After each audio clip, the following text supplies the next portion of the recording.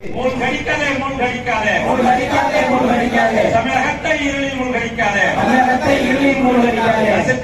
நசுக்காதே மின்கட்டணத்தை கடுமையாக உயர்த்தி தொழிலை நசுக்காதே மாமாவிலை நிறுத்த முயற்சிக்கும் திமுக அரசை கண்டிக்கின்றோம் மக்களை வஞ்சிக்காதே ஸ்டாலின் அரசு கேட்டாலே சாக்கடிக்குது. நியாயமா இது நியாயமா?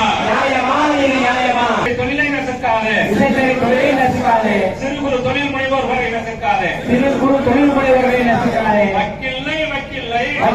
வக்கில்லை மின்வெட்டில்லா மின்சாரம் தர வக்கில்லை. சீரகம் மளிகை பொருட்களின் விலைகளும் வந்ததற்கு பிறகு அந்த சத்துணவு திட்டத்தை ஊக்கப்படுத்தி கொடுப்பதை நிறுத்துவதாக சொல்லுகிறார்.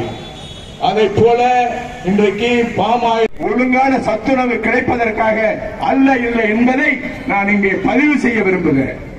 நீங்கள் செய்த காரியம் அன்றைக்கு முட்டை போடும் என்று சொல்லுகிற பொழுது அந்த முட்டையை நிறுத்தாமல் போட்டவர் புரட்சி தலைவர் மின்தடை சொன்னார்கள். நேற்று கூட இரவில் வரவில்லை என்று சொல்லி பெரிய பாதுகாப்பு கொடுப்பது கூட மின்சார தடைகளை ஒரு பொய்யான ஆட்சியை தான் இன்றைக்கு ஸ்டாலின் நடத்தி கொண்டிருக்கிறார். நகர செயலாளர் தலைமையில இங்க சிறப்பாக ஏற்பாடு செய்திருக்கிறார்கள். பயன்படுத்தக்கூடிய உணவுப் பொருட்களான எண்ணெய், பாமாயிலை, பருப்பை நிறுத்துகின்ற வகையில திட்டம் போட்டுக் கொண்டிருக்கக்கூடிய இந்த திராவிட முன்னேற்ற கழக அரசனுடைய அராஜக போக்கை கண்டிக்கின்ற விதமாக இன்று நடைபெற்றுக் கொண்டிருக்கக்கூடிய இந்த மாபெரும் கண்டன ஆர்ப்பாட்டத்தை சத்துணவு தந்திட்ட சரித்திர நாயகர் புரட்சி தலைவர் எம்ஜிஆர் அவர்களுடைய நல்லாசியோடு, கழகத்தினுடைய காவல் தெய்வம் புரட்சி தலைவி அம்மா அவர்களுடைய நல்லாசியோடு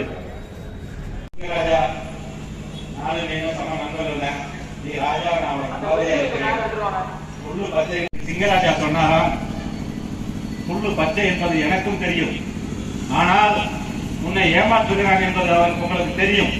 நீங்கள் எதற்காக ஏமாறுகிறீர்கள்? உங்களை ஏமாற்றுவதற்கென்று இந்த ஆட்சியும் ஆட்சியாளர்களும் இருந்து கொண்டிருக்கின்றார்கள். ஒவ்வொன்றிலும் அவர்கள் ஏமாற்றுகிறார்கள். என்ன மாதந்தோறும் மின் கட்டணத்துடைய மெஷர்மெண்ட் பண்ணுவாங்கன்னு சொன்னாங்களா இல்லையா? சொன்னாங்களாமா இல்லைங்களா?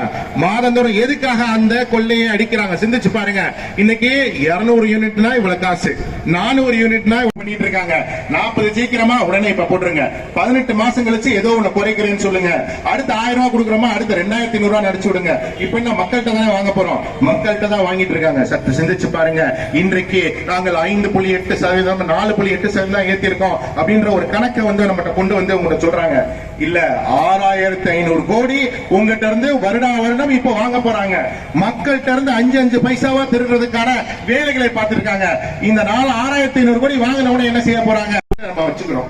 அது மட்டும் இல்லாம இன்றைக்கு அவர்களே ஒரு கருப்பு சட்டை போட்டுக்கிட்டாரு. போன தடவை ஸ்டாலின் அவர்கள் கருப்பு சட்டை போட்டு முன்னாடி ஒரு போர்டு வச்சுட்டு ஒரு பேண்ட போட்டுக்கிட்டாரு.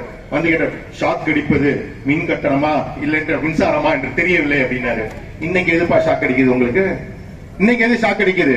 3 தடவை ஏத்தி ஷாக் அடிக்குது. இன்றைக்கு ஷாக் அடிப்பது மின் கட்டணம் ஷாக் அடிக்கிறது என்று சொல்லி பருப்பு பாமாயிலை கூட மக்களுக்கு சேர்க்க கூடாதுன்னு சொல்லி இந்த மோசமான ஆட்சியை வீட்டுக்கு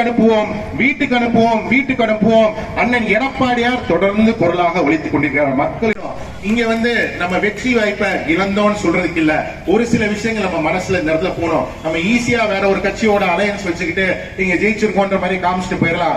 ஆனா கழகம் தான் முக்கியம், கழகத்தோட எதிர்காலம் தான் முக்கியம். அம்மாவுடைய கனவு கண்ட மாதிரி 100 ஆண்டு இந்த கழகம் இருக்கணும்னா எதை செய்யணுமோ அண்ணன் அவர்கள் எடப்பாடியார் அவர்கள் அதை செய்தார்கள் என்பதை இந்த இடத்துல முக்கியமா நம்ம சொல்லிக்கணும். அண்ணன் அவர்கள் ஒரு கதை சொன்னாங்க, நான் ஒப்பனை மிக்க தலைவராக, மாபெரும் தலைவராக என்று அண்ணன் எடப்பாடியார் அவர்கள் இருந்து கொண்டிருக்கிறார். அவருடைய குரலுக்கு இன்று நானே எதிர்பார்க்கின்ற மிகப்பெரிய வலிமை பெற்ற குரலாக இன்று கழகத்தினுடைய பொதுச் செயலாளருடைய குரல் இருக்கின்றது. இன்று மின்சார கட்டணம் ஒரு முறை அல்ல, 2 முறை அல்ல, 3வது முறையாக நடைபெற்றுக் கொண்டிருக்கின்றது. மின்சார கட்டணத்தினுடைய உயர்வு ஒவ்வொரு ஆண்டும் உயர்த்தப்பட்டிருக்கிறது. 2022 உயர்த்தப்பட்டிருக்கிறது, 23 உயர்த்தப்பட்டிருக்கிறது, 24 உயர்த்தப்பட்டிருக்கிறது. கொலை கூட்டம் ஆம்ஸ்டாங் கொலையை எப்படி திட்டமிட்டு எப்பொழுது அவர் ஆயுதம் இல்லாமல் இருப்பார், எப்பொழுது அவரை கொல்லலாம் என்று திட்டமிட்டதோ அதை போன்று இந்த அரசு திமுகவுடைய முதலமைச்சர் இந்த ஆட்சியில் எப்பொழுது வெளியேற்றத்தை இந்த மக்களை ஏமாற்றி விளையாற்றலாம் என்று திட்டமிடுகின்றார். 40க்கு 40 தொகுதிகளிலும் திராவிட முன்னேற்ற கழகத்தினுடைய கூட்டணி ஆட்சி தமிழகத்திலே வெற்றி பெற்றிருக்கிறது. நாடாளுமன்றத்திலே என்ற சூழலிலே இடைத்தேர்தலிலே நாடாளுமன்றத்திலே வெற்றி பெற்றிருக்கிறது, இடைத்தேர்தலிலே சட்டமன்றத்திலே வெற்றி பெற்றிருக்கிற சூழ்நிலையில இன்று இந்த சந்தடி சாக்கிலே அந்த வெற்றி கழிப்பு இருக்கின்ற பொழுது இந்த நாட்டு மக்கள் உணர மாட்டார்கள் என்று எண்ணிக்கொண்டு திமுக ஆட்சி மின்கட்டண உயர்வை அறிவித்திருக்கிறது. நான் கேட்கின்றேன், தமிழ்நாட்டினுடைய முதலமைச்சருக்கு நான் கேட்கின்றேன், உங்களுக்கு தெம்பு இருந்தால், திராணி இருந்தால் நீங்கள் இந்த செயலை நாடாளுமன்ற தேர்தலுக்கு முன்பாக நீங்கள் மின்கட்டணத்தை உயர்த்தியிருக்க வேண்டும். ஏன் உயர்த்தவில்லை? அப்ப இந்த மக்களிடம் ஏமாற்றி ஓட்டு வாங்கி விடலாம் என்று திட்டமிடுகிறீர்கள். அந்த கரண்ட எத்தனை வட்டம் ஏற்றது? 3 தடவை, ஒரு வருஷத்துக்கு 3 தடவை ஏத்தனா இந்த விவசாயம் விவசாயம் பண்றதா எப்படி? இந்த அரசாங்கம் நடத்துதா நடத்து? ஐயா, இங்க பூத்துருளா வருஷத்துக்கு சிறப்பா நடக்கும். மாட்டு வண்டி பூத்துருளா அந்த நிறுத்தின அரசு ஒரு அந்த அரசாங்கத்துல அதை நிறுத்திருக்க. நம்ம எப்பவுமே அது ஒரு இங்க பக்கத்து கிராமங்களுக்குலாம் ஒரு திருவிழா, பெரிய திருவிழா, பூத்திருவிழா என்பது. இந்த வருஷம் அந்த ரிஹர்சல் இல்ல, அந்த இது நாடகம் கச்சேரி அதெல்லாம் நிறைய நடத்துவாங்க. அதாவது ஒரு அரசு ஒரு நிகழ்ச்சியை நடத்தணும்னா பந்தோபஸ்து போட்டு அந்த நிகழ்ச்சியை நடத்தல.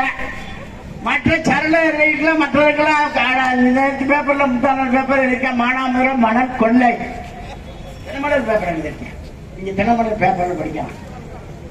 இங்க இந்த நகராட்சியில தலைவருக்கு துணை தலைவருக்கும் தகராறு. என்ன பிரச்சனை உங்களுக்குல? என்ன டவுனுக்கு என்ன நல்லது செய்து இல்ல இந்த பூத்துறா நடத்துறது என்னமோ இதான் என்னப்பா பிரச்சனை உங்களுக்கு? அவருக்கு தினமலர் பேப்பர் எழுதியிருக்கேன். அதெல்லாம் நீங்க தெரிஞ்சுக்கிறீங்க என்ன பிரச்சனை? இதெல்லாம் நான் சொல்லணும் ஒண்ணு விழாவாரியா. ஏன்னா நீங்க வெயில்ல காத்துக்கிறீங்க, அவைத்தலைவர் சொல்லிட்டாங்க ரொம்ப வெயில் அடிக்கிறப்பா கொஞ்சம் பார்க்கப்பா அப்படின்ட்டாரு. அதெல்லாம் பார்த்து நீங்க வர்ற சட்டசபை எலெக்ஷன்ல எல்லாம் நீங்க நல்லபடியா நடக்க. அரசு நம்ம ஆட்சி தான் நல்லபடியா சிறப்பா செய்யக்கூடிய ஆட்சி நம்ம எடப்பாடி அரசு என்பதை தெரிவித்துக் கொண்டு எனக்கு வாய்ப்பு அளித்து நன்றி விடைபெறுகிறேன்.